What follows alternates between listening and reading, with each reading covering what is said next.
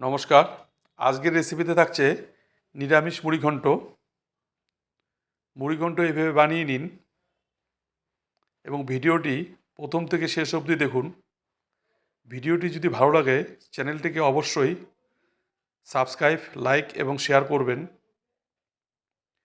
নিরামিষ মুড়িঘণ্ট, এর মধ্যে পটল, আলু এবং গোবিন্দভোগ চাল নেওয়া হয়েছে। পটলের সবজি অনেকভাবে খেয়েছেন, কিন্তু এই মুড়িঘণ্ট আকারে খান, দেখবেন টেস্টেই আলাদা। এবার দেখে নেওয়া যাক কীভাবে তৈরি করা হয়। আলু, পটল এবং গোবিন্দভোগ চাল নেওয়া হয়েছে। এবার ওভেনে একটা কড়াই বসিয়ে দিয়ে দিয়েছি। কড়াইটা গরম হয়ে আসছে, কড়াইতে সামান্য পরিমাণ সর্ষের তেল দিয়ে দিচ্ছি। তেলটা গরম হয়ে আসলেই গোবিন্দভোগ চালটা এর মধ্যে দিয়ে ভেজে নিব।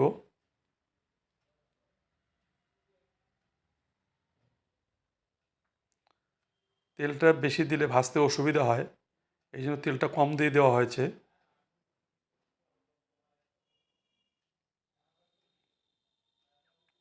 ভাজা হয়েছে, এবার নামিয়ে নেওয়া হচ্ছে। কড়াইতে আবার সর্ষের তেল দিয়ে দিচ্ছি। এবার তেলটা গরম হয়ে আসলেই কেটে রাখা আলুগুলোকে এর মধ্যে দিয়ে ভেজে নিব। আলুটা লাল করে ভেজে নেওয়া হয়েছে, সুন্দর ভাজা হয়েছে। এবার আলুটাকে নামিয়ে নেওয়া হচ্ছে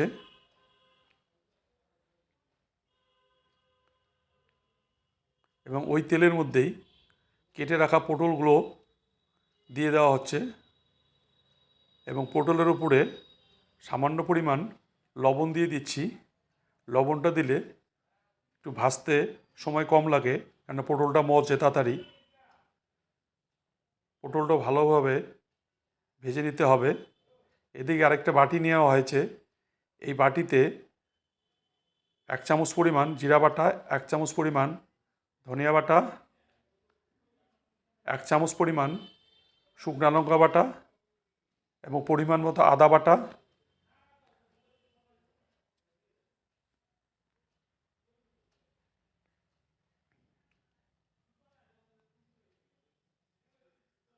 হলুদ গুঁড়ো, পরিমাণ মতো লবণ, সামান্য পরিমাণ জল দিয়ে ভালোভাবে মিশিয়ে নেওয়া হচ্ছে।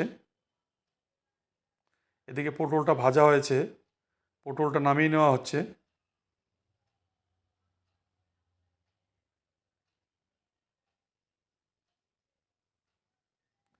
এদিকে ফোড়নের জন্য একটা তেজপাতা 2 টুকরো করে নেওয়া হয়েছে, শুকনো লঙ্কা, গোটা জিরা, 4 টুকরো ছোট ছোট দারচিনি এবং 2টা থেতো করা এলাচ নেওয়া হয়েছে। এবার ফোড়নটাকে কড়াইতে দিয়ে দিব। একটু ভাজা হয়ে আসলেই গুঁড়া জিরাতে দিয়ে দিচ্ছি।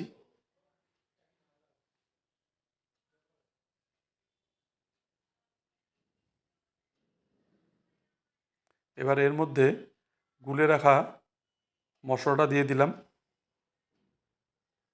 মশলাটা মিনিট খানেক ভালোভাবে কষিয়ে নিব।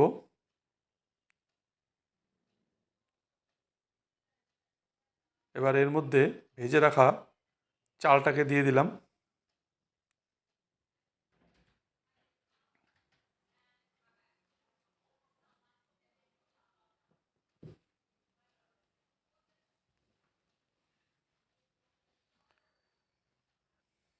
এবার এর মধ্যে ভেজে রাখা আলু এবং পটলটাকে দিয়ে দিচ্ছি।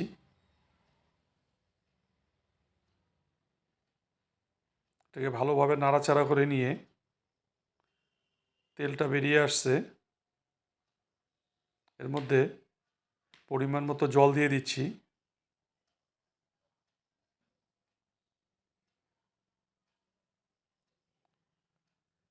কাঁচা লঙ্কা কাটা দিয়ে দিচ্ছি। এবার মিনিট 2 জন্য ঢাকনা দিয়ে দিব।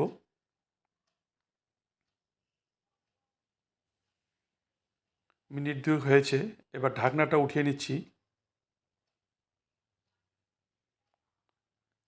এবার ভালোভাবে নাড়াচাড়া করে নিব। এর মধ্যে আর গরম মশলা দেব না, কারণ গরম মশলাটা আগেই দিয়ে দিয়েছি।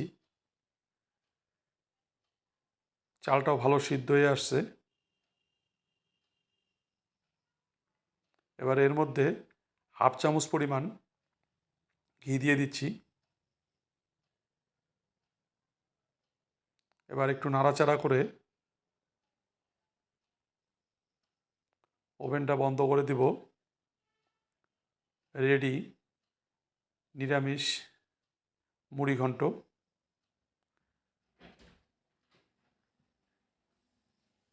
এবার এটাকে নামিয়ে নেওয়া হবে।